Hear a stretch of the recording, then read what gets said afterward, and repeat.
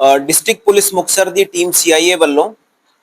एक pin pointed ਤੇ specific input ਤੇ ਸਸਪੈਕਟ ਨੂੰ ਜੋ ਇੰਟਰਸੈਪਟ ਕੀਤਾ ਗਿਆ ਤੇ ਉਸ ਤੇ ਕਮਰਸ਼ੀਅਲ ਕੁਆਂਟੀਟੀ ਹੈਰੋਇਨ ਦੀ ਰਿਕਵਰੀ ਇਫੈਕਟ ਕੀਤੀ ਗਈ ਹੈ।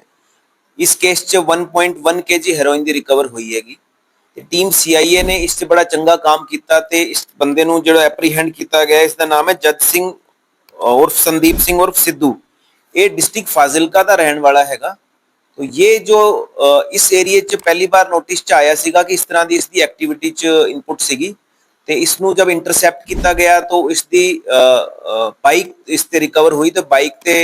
1.1 kg हेरोइन की रिकवरी इफेक्ट की गई है। तो इनिशियल पुछगिछ ते ये गल सामने आई है कि ये फिरोजपुर ते फाजिलका सेगमेंट तो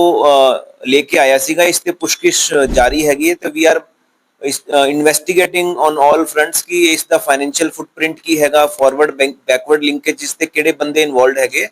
ते फर्दर इस टीम्स इसका जो मोबाइल जो फोरेंसिक पार्ट है वो भी एग्जामिन कर रही है कि किस तरह कॉन्टैक्ट्स ते सीगा या किस तरह सारा जो ड्रग ट्रैफिकिंग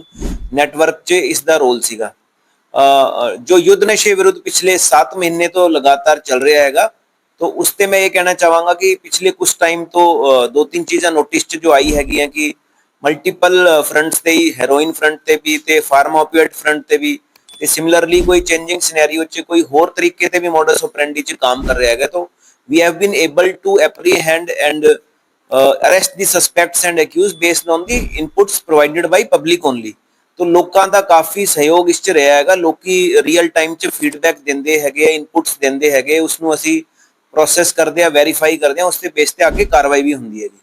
तो मैं तुहाडे राही ये भी गल कहना चाहांगा कि पब्लिक नू कोई भी इनपुट मिलती है तो उसना दी आइडेंटिटी है एनोनिमस रखी जाती है ते वो बिल्कुल एक सीक्रेट तरीके ते उन्हां दी पुलिस वेरीफाई करके अगला एक्शन प्लान करती है। बड़ी रिकवरी हुई है जी। हाँ जी कि पहला भी ਇਹਦੇ ਖਿਲਾਫ ਕੋਈ ਮਾਮਲਾ ਦਰਜ ਹੈ ਪਹਿਲਾਂ नहीं देखो इस ते हाले जो इन्वेस्टिगेशन ते गल सामने आई है कि ये जो कुछ एंटिटीज ते फिरोजपुर ते फाजिलका ते लिंक्ड सीगा तो उसके बारे तफ्तीश साड़ी चल रही हैगी है। तो पिछले कुछ टाइम च रीसेंट इसकी फ्रैश एक्टिविटी डिस्ट्रिक्ट मुक्तसर से तो सामने नहीं आई सी। तो जो पिछले 1 महीने 1.5 महीने ते जो पैटर्न चेंज होया हैगा, कुछ अलग डिस्ट्रिक्ट च नए बंदे आए हैगे या जो पब्लिक दे इनपुट्स आ रही हैगी वो असी लगातार उस च काम करते रहंदे वही मैं कह रहा कि ये कंसाइनमेंट किस तरीके ते और बैकवर्ड लिंक ते किधरों लेके आया सी, दैट इज वन पार्ट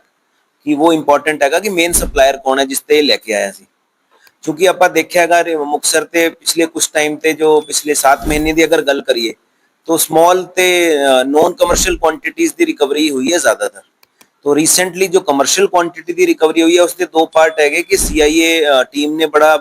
एक इंटैलीजेंटली ते डिलीजेंटली काम किया हैगा, डेवलप की है इन्फॉर्मेशन, उसनू प्रोसेस करके आगे काम किया है। तो I appreciate my team on this front कि उन्होंने मतलब कली इन्फॉर्मेशन ते देखो बिल्ड करके काम करे तो टाइम लगता है। तो उस फ्रंट से काफ़ी काम होया क्योंकि इन्होंने मेहनत की है। नंबर 2 की कुछ जो पैटर्न भी कुछ चेंज होया हैगा कि पहला जो डिस्ट्रिक्ट जो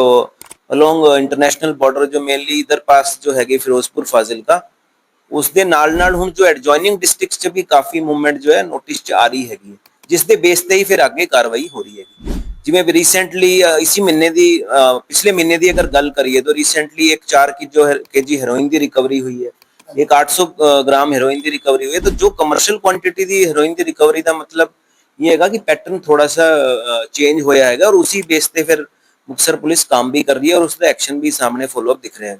तो we are 100% committed for exemplary action against any smuggler और peddler who is indulging in drug trafficking और उसके आगे भी काम होगा। नशा विरोध पंजाब पुलिस भी और मुक्तसर पुलिस भी बड़ी बड़ी पद्धर ते नशा रोकथाम पाई हुई है तो लोगों को की करना चाहिए। मैं लोगों को यही अपील करांगा कि एक तो जो पुलिस का एनफोर्समेंट काम हैगा एफआईआर रजिस्ट्रेशन करनी हैगी ते सबसीक्वेंट जो एक्यूज्ड हैगे लिंकेजेस है उन्हां दी अरेस्ट हैगी, but at the same time कि जो लोगों की विसिनिटी च कोई इस तरह के बंदे हैगे जो टर्मिनल कोई कंज्यूम करते हैगे रिसेंटली कोई शुरू होए हैगे उन्होंने लोकी एक समझा के काउंसलिंग करके डी एडिक्शन सेंटर्स ते ओट सेंटर्स ते उन्होंने भी प्रोफेशनल तरीके से उन्होंने ट्रीटमेंट है या उन्होंने फॉलोअप करा सकते। तो उत्थे काफ़ी एक विंडो हैगी है जिवें डिस्ट्रिक्ट मुक्तसर च 19 ओट सेंटर्स हैगे ते 3 डी एडिक्शन सेंटर हैगे। तो जो prominent de addiction centre sub division station ਤੇ ਗਿੱਦੜਵਾ ਮਲੋਟ ਤੇ ਮੁਕਤਸਰ ਹੈਗੇ ਉੱਥੇ ਮੈਂ ਲੋਕਾਂ ਨੂੰ ਕਹਿਣਾ ਚਾਹਾਂਗਾ ਕਿ ਉਹਨਾਂ ਦੀ ਸਰਵਿਸਿਜ਼ ਦਾ ਉਹ ਆਪਣਾ ਪ੍ਰੋਫੈਸ਼ਨਲ ਤਰੀਕੇ ਤੇ ਫੋਲੋ ਅਪ ਕਰਨ ਤੇ ਅੱਗੇ health department civil department police department ਉਹਨਾਂ ਦੀ ਹੈਂਡ ਹੋਲਡਿੰਗ ਕਰਦਾ ਵੀ ਹੈਗਾ ਤੇ ਅੱਗੇ ਵੀ ਕਰੂਗਾ ਹੈ ਨਾ। ਥੈਂਕ ਯੂ ਸਰ ਆਪਣਾ ਜੀ ਫਰਕ ਹੁੰਦਾ ਜੀ ਹੈਰੋਨ ਦੇ ਚਿੱਟੇ लोकलाइज नहीं नहीं टेक्निकली तो देखो हाँ वो तो मतलब एक पॉपुलर पार्लेंस से जो चिट्टा कह देंगे वो कंटेंट तो हेरोइन ही होता है रिकॉर्ड